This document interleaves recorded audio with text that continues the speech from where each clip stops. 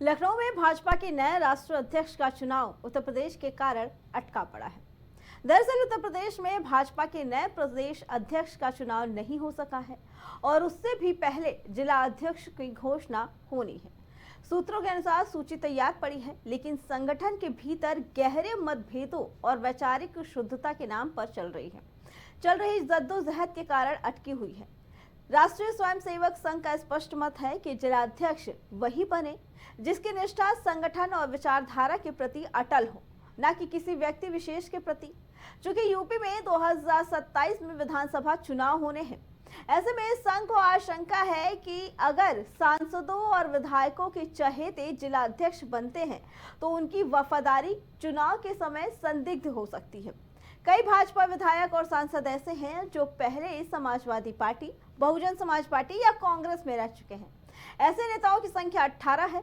ऐसे में अगर टिकट कटने की नौबत आती है तो ये नेता अपनी पुरानी पार्टी में भी वापसी कर सकते हैं।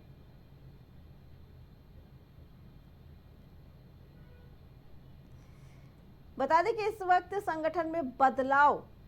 की मांग की जा रही है। वहीं चुनाव को देखते हुए 2027 में चुनाव होने वाले हैं, जिसको देखते हुए है ये फैसला किया जा रहा है कि अगर जो नेता अभी तक जो दूसरी पार्टियों से आए हुए हैं, जो विधायक, अगर उनका नाम नहीं लिया जाता है तो हो सकता है वो पार्टी से नाराज होने के बाद अपनी पुरानी पार्टी में वापस जा सके, जो बिल्कुल भी पार्टी के लिए सही नहीं होगा। वहीं अभी तक जिला अध्यक्षों का चुनाव नहीं हुआ। कहना ये बताया गया है कि सूची तैयार है,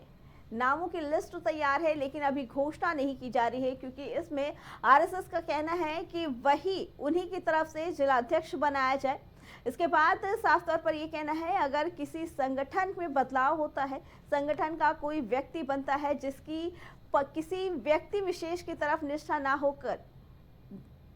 तो वो ज्यादा जरूरी रहेगा। लेकिन वही बीजेपी का साफ तौर पर यह कहना है कि इस बार सिफारिश का चांस नहीं है, क्योंकि इस बार जिला अध्यक्ष का चुनाव सोच समझकर किया जाएगा, क्योंकि इस बार की जो लिस्ट आई है, जो भी चुनाव किए जाएंगे उसका असर साफ तौर पर 2027 में होने वाले चुनाव पर भी देखने को मिल सकता है, जिसको देखते हुए कहा जा रहा है कि लगातार जिला अध्यक्षों के नामों की ऐलान की सूची तैयार है, लेकिन अभी भी टलती जा रही है। इसी पे आगे जानकारी देने के लिए हमारे साथ हमारे सहयोगी शहबाज जुड़ चुके हैं। शहबाज, लिस्ट तैयार है, नामों की सूची तैयार है, लेकिन फिर भी अभी जिला अध्यक्षों के नामों की घोषणा नहीं की जा रही है, क्यों? से बीजेपी के जिला अध्यक्ष की बात करें या फिर मंडल अध्यक्ष की बात करें, कई दिनों से सूची को लेकर जद्दोजहद चल रही थी, क्योंकि कहीं ना कहीं विधायक और सांसदों का एक तरीके से प्रेशर था संगठन के अंदर। लेकिन भारतीय जनता पार्टी की बात साफ है कि संगठन में कोई भी हस्तक्षेप बिल्कुल नहीं चलेगा, क्योंकि जिस तरीके से साल 2024 के जो लोकसभा में खासकर उत्तर प्रदेश के जो नतीजे रहे, उससे जो बीजेपी का आला कमान है वो खासा नाराज दिखाई दिया था। अब बारी प्रदेश अध्यक्ष की भी है, प्रदेश अध्यक्ष भी बदला जाएगा, साथ ही साथ जिला अध्यक्ष में भी जो है बदलाव होंगे, और जिला अध्यक्षों का जो मापदंड था कहीं ना कहीं उसमें भी भारतीय जनता पार्टी ने फेरबदल किया है। यानी 60 साल से ऊपर तक का जो जिला अध्यक्ष जो रहते थे उनको बदला जाएगा, 2 साल से ज्यादा जो वक्त गुजार चुके हैं जिले में उनको हटाया जाएगा। तमाम तरीके की जो गाइडलाइंस हैं वो आ चुकी है, और खासकर अगर बात करी जाए जो जिनका भी न्यूट्रल एकदम, यानी कि जो अपने जिले में सक्रिय नहीं है, जो जिलेवार बैठक नहीं करते हैं, जो मीटिंग नहीं करते हैं, क्योंकि बीजेपी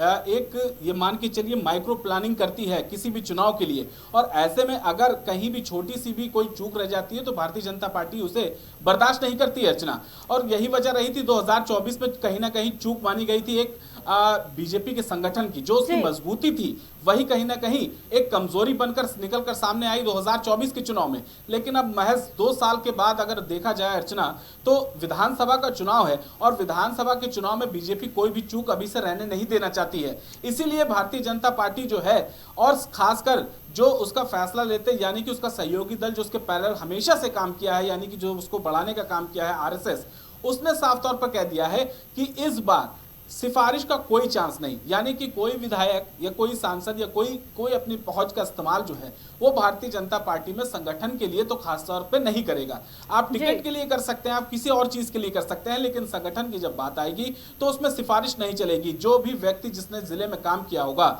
उसको तवज्जो दी जाएगी। क्योंकि आपको याद होगा अर्चना, क्योंकि पन्ना प्रमुख भारतीय जनता पार्टी का एक बहुत बड़ा हथियार माना जाता है। सूक्ष्म अगर बात करें, सूक्ष्म चुनावी प्रक्रिया की बात करें, बिल्कुल छोटे स्तर का एक कार्यकर्ता होता है पन्ना प्रमुख, जो एक बूथ पर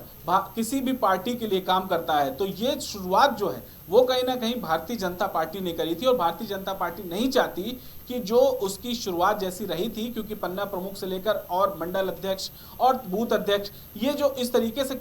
स्तर काम करता चला आता है, भारतीय जनता पार्टी का जो कैडर है उसी स्तर पर वो काम करते हुए चली आना चाहती है। जी शहबाज, और साथ ही बीजेपी अपने उन लोगों को भी नहीं खोना चाहेगी जो दूसरी पार्टियों में, चाहे सपा में हो, कांग्रेस में हो, बीएसपी में हो, उससे पहले की जो पहले अपनी पार्टियों में था उन्हें भी नहीं खोना चाहेगी, क्योंकि उन्हें पता है कि अगर कोई भी फैसला लेते हैं तो वो वापस अपनी पार्टी में जा सकते हैं। हाँ बिल्कुल, देखिए जो दूसरी पार्टी से कहीं ना कहीं दामन छोड़कर भारतीय जनता पार्टी का दामन जिन्होंने थामा है उनको भी तवज्जो दिया जाएगा, लेकिन संगठन इस बार कहीं ना कहीं आरएसएस तय करेगा कि किस तरीके का संगठन होने वाला है। 2024 का चुनाव जो है दरमियान चल रहा था और कैंपेनिंग बहुत जोरों शोरों से चल रही थी अर्चना, और इसी बीच बीजेपी के जो राष्ट्रीय अध्यक्ष हैं जेपी नड्डा, उनका एक बयान आता है, और बयान ऐसा जो कहीं ना कहीं एक अंतर कलह जिससे पैदा होती है, और बयान उनका ये था कि अब बीजेपी को आरएसएस की जरूरत नहीं। ये स्टेटमेंट कहीं ना कहीं भारतीय जनता पार्टी को भारी पड़ गया 2024 के लोकसभा चुनाव में, और इसी का नतीजा भी हम सभी को देखने को मिला है, क्योंकि इस तरीके का नतीजे की उम्मीद किसी को नहीं थी। खासकर उत्तर प्रदेश में जिस तरीके से भारतीय जनता पार्टी के जितने भी बड़े लीडर्स थे, अगर बात करें दोनों डिप्टी सीएम और प्रदेश के सूबे के मुखिया योगी आदित्यनाथ हमेशा से 80 में 80 का जो भरोसा दिलाते चले आ रहे थे, और साफ तौर पे सदन पे भी जब उत्तर प्रदेश का सदन चल रहा था 2024 के चुनाव से पहले, तो सीएम योगी खड़े होते हैं और इस बार ये आश्वस्त करते हैं कि इस बार तो आप लोगों का कोई चांस नहीं है, और आप लोगों का गढ़ यानी कि मैनपुरी, सैफई, इटावा का जो इलाका है वो भी आपके हाथों से जाएगा। क्योंकि अगर बात करें आजमगढ़ से लेकर रामपुर तक, ये सब जो समाजवादी पार्टी के जो गढ़ रहे थे वो एक एक करके भारतीय जनता पार्टी ने छीन लिए थे, क्योंकि रामपुर जो है एक बहुत मजबूत किला माना जाता है अर्चना समाजवादी पार्टी का, लेकिन उस किले पर भी कहीं ना कहीं भारतीय जनता पार्टी ने ताबड़तोड़ वार करते हुए उनसे वो किला वापस लिया था, और वहां पर भी कहीं ना कहीं भगवा पताका लहराया था। और इसी की उम्मीद भारतीय जनता पार्टी को थी कि इस बार भी सैफई, इटावा में भी हम चोट करेंगे, क्योंकि जो मैनपुरी की जो विधानसभाएं हैं उसमें भी कहीं ना कहीं चोट पहुंचाई थी, और अंदर तक भारतीय जनता पार्टी वहां भी पहुंच चुकी थी। तो भारतीय जनता पार्टी को पूरी उम्मीद थी कि इस बार 80 में 80 नहीं लेकिन 75 सीट तो जरूर आएंगी, लेकिन जब नतीजा आए तो उसने सभी को चौंका दिया था। इससे साफ तौर पर संगठन पर सवाल उठे, और संगठन पर जब सवाल उठे तो आला कमान जो है वो कहीं ना कहीं सख्त नाराज रहा, और उसी ने आदेश दिए थे कि अब जो है संगठन में बदलाव जरूरी है, और जो संगठन की जो गाइडलाइंस है उसमें भी बदलाव जरूरी है। पहले 60 साल से कब लिस्ट जारी होगी या कब नामों की घोषणा होगी? देखिए नाम पूरे तैयार हैं, बस लिस्ट की घोषणा होना, जो नाम की घोषणा होना है वो बाकी है। अब छुट्टी इधर देखा जाए तो 3-4 दिन से लगातार छुट्टियों का जो दौर है वो चल रहा है, क्योंकि होली एक बहुत बड़ा पर्व है। इसको लेकर भी भारतीय जनता पार्टी अभी सब जितने भी नेता हैं सब अपने अपने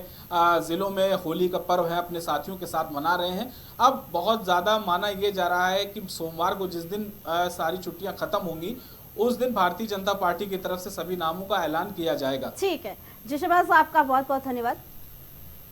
तो भाजपा की तरफ से लिस्ट तो तैयार है अपने जिला अध्यक्षों की, और जिस तरीके से आरएसएस और बीजेपी के बीच बात तो बनती है, वैसे ही अब नामों की घोषणा कर दी जाएगी।